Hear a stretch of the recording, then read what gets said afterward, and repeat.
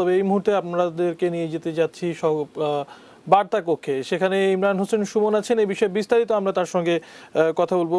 সুমন, ঢাকা থেকে BG-127 এই বিমানটি আবুধাবির উদ্দেশ্যে রওনা হয়েছিল এবং চট্টগ্রামে তো ট্রানজিট নেওয়ার কথা ছিল, ঠিক আপনার কাছে কি তথ্য আছে? কখন এই ঘটনাটি ঘটলো, কতজন যাত্রী ছিলেন, তারা সকলে নিরাপদ কিনা, বা ছিনতাইয়ের চেষ্টা হয়ে থাকলে সেটিকে একজন মাত্র ব্যক্তি এটির পিছনে নাকি অনেকে ছিলেন, কি জানেন আপনি? যে বিষয়টি ঘটেছে সেটি হলো বিকেল 4:35 দিকে BG-147 যে বিমানটি রয়েছে বাংলাদেশ বিমান, যেটি দুবাইগামী বিমান এবং সেটি ঢাকা থেকে রওনা হয়ে চিটাগং বিমানবন্দরে পৌঁছানোর আগ পর্যন্ত সেখানে কেবিন ক্রু সহ অন্য যারা ছিলেন বিমানে তারা কিন্তু খাবার দাবার পরিবেশন করছিলেন এবং এর পরপরই যখন চিটাগং হযরত শাহ আমানত বিমানবন্দরে বিমানটি পৌঁছায় ঠিক সে সময় পিছন দিক থেকে ইকোনমি ক্লাসে একজন বিদেশি যাত্রী ছিলেন। তিনি আগ্নেয়াস্ত্র এবং অন্যান্য তার হাতে একটি বোমা সদৃশ বস্তু ছিল, সেটি নিয়ে তিনি ককপিটের দিকে দৌড়ে যেতে থাকেন এবং সেখানে গিয়ে তিনি পিস্তল উঁচু করে তার সঙ্গে থাকা অন্য যেসব একটি বস্তু ছিল বোমা সদৃশ বস্তু, সেটি দিয়ে তিনি ককপিটে ঢোকার চেষ্টা করছিলেন। পেছন দিক থেকে যারা কেবিন ক্রু ছিলেন তারা দৌড়ে এসে তাকে ধরার চেষ্টা করলে তিনি তাদেরকে বাধা দেন, যেহেতু তার হাতে আগ্নেয়াস্ত্র ছিল।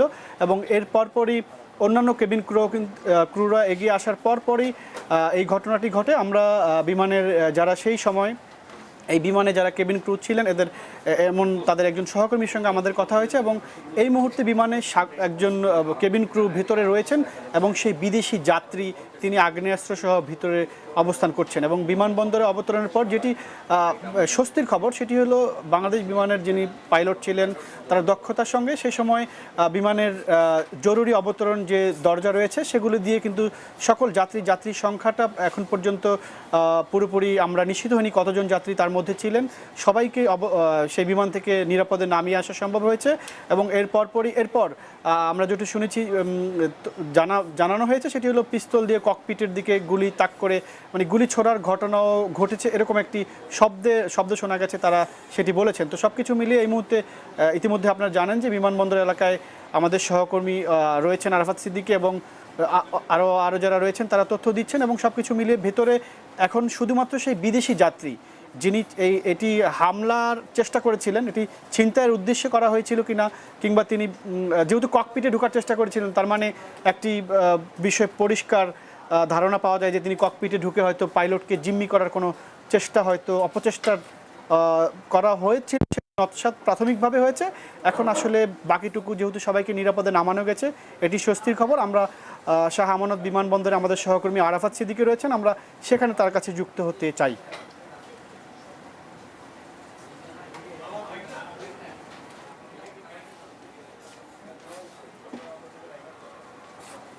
সুমন যেমনটি বলছিলেন যে আমরা রয়েছি শাহ আমানত বিমানবন্দরে চট্টগ্রামে। এখানে যেমনটি আপনি জানিয়েছেন এর মধ্যে দর্শকদের যে এখানে আসলে একজন যাত্রীর কাছে পিস্তল সাদৃশ্য কিছু একটি পাওয়া গিয়েছে, যে কারণে একজন কেবিন ক্রু প্রথমে জিনিসটি দেখেন এবং তিনি পাইলটদের সতর্ক করার পর আসলে বিমানটি জরুরি অবতরণ করে চট্টগ্রাম বিমানবন্দরে। আপনারা হয়তো এই চট্টগ্রাম বিমানবন্দরের পাঁচিলের বাইরে থেকে অস্পষ্টভাবে হয়তো দেখতে পাচ্ছেন যে বিমানটিকে আসলে ঘিরে রাখা হয়েছে বাংলাদেশ বিমানের এই ফ্লাইটটিকে। যেটি আসলে তথ্য মানুষকে সাধারণ দর্শকদের জন্য জরুরি, সেটি হচ্ছে যে বিমানের সাধারণ যাত্রীদের সবাইকে নামিয়ে আনা হয়েছে, নিরাপদে নামিয়ে আনা হয়েছে।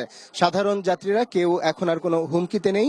এটি আসলে একটি গুরুত্বপূর্ণ তথ্য। যারা এই ফ্লাইটে ছিলেন তাদের পরিবার এবং অন্যান্য স্বজনদের জ্ঞাতার্থে আসলে এটি জানানো প্রয়োজন। এছাড়াও যেটি আমরা জানতে পেরেছি এখনো পর্যন্ত বিমানের ভেতরে একজন বিদেশি সহ দুইজন অবস্থান করছেন, তাদেরকেই আসলে ঘিরে রেখেছে আইন শৃঙ্খলা রক্ষাকারী বাহিনী। আমরা বিমানবন্দরে আসার পরপরই দেখতে পেয়েছি যে ফায়ার সার্ভিসের বেশ কয়েকটি গাড়ি ভেতরে প্রবেশ করেছে র্যাবের একটি টিম।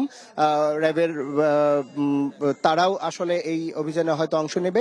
বিস্তারিত এখনো বিমানবন্দর প্রশাসনের পক্ষ থেকে আমাদের কিছু জানানো হয়নি। যেটি জানানো হয়েছে যে যাত্রীরা যারা দুবাই যাওয়ার কথা ছিলেন তারা আসলে সবাই নিরাপদেই তারা নেমে এসেছেন। তবে যেই দুজন যাত্রীকে সন্দেহ করা হয়েছিল তারা এখনো বিমানটির ভেতরেই রয়েছেন এবং তাদেরকে আসলে ঘিরে রেখেছে পুরো তাদের সহ পুরো বিমানটিকে ঘিরে রেখেছে আইন শৃঙ্খলা রক্ষাকারী বাহিনী। এখানে আসলে এই শাহ আমানত বিমানবন্দরটি বলতে হবে যে বেশ দ্রুততার সঙ্গেই এই পরিস্থিতি মোকাবেলা করতে সক্ষম হয়েছে, যদিও এখনো পর্যন্ত আমরা বিমানবন্দরের পক্ষ থেকে, বিমানবন্দর প্রশাসনের পক্ষ থেকে কংক্রিট কোনো তথ্য পাইনি যে আসলে কি ঘটতে চলেছিল ভেতরে। তবে যেটি জানা গিয়েছে যে কোন একজন বিদেশি যাত্রী তিনি ককপিট লক্ষ্য করে পিস্তল সাদৃশ্য কিছু তাক করেছিলেন। এইটি দেখে আসলে সন্দেহ হওয়ার পর যিনি কেবিন ক্রু তিনি পাইলটকে অবহিত করেন এবং পাইলট সেটি দ্রুত চট্টগ্রাম শাহ আমানত বিমানবন্দরে নামিয়ে নিয়ে আসেন। তো এই ছিল আসলে আমার কাছে এই চট্টগ্রাম শাহ আমানত বিমানবন্দর থেকে সর্বশেষ। আমরা পরবর্তীতে আরো বিস্তারিত তথ্য পেলে আপনাদের মাধ্যমে জানবো। তো সাইকুল, এই ছিল চট্টগ্রাম থেকে আমার কাছে সর্বশেষ। ফিরছি আপনার কাছে, বিস্তারিত আমরা পরবর্তী সংবাদ বুলেটিনে আরো বিস্তারিত তথ্য আপনাদের মাধ্যমে দর্শকদের জানাবো।